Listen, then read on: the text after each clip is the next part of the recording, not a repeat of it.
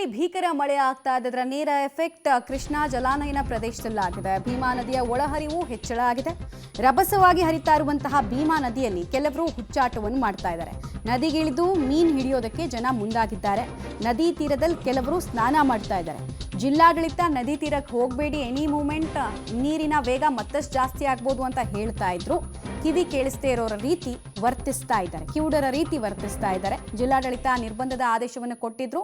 Don't care ಪ್ರವೃತ್ತಿಯ ಪ್ರದರ್ಶನ ಆಗ್ತಾ ಇದೆ. ನದಿ ದಂಡೆಯಲ್ಲಿರುವಂತಹ ಕಲ್ಲು ಬಂಡೆಗಳ ಮೇಲೆ ಕೂತು ಮೊಂಡಾಟ ಮಾಡೋದನ್ನು ಕೂಡ ನೀರೇ ನೋಡ್ದಿರೋ ರೀತಿ ಆಡ್ತಾ ಇದ್ದಾರೆ ಕೆಲವರು.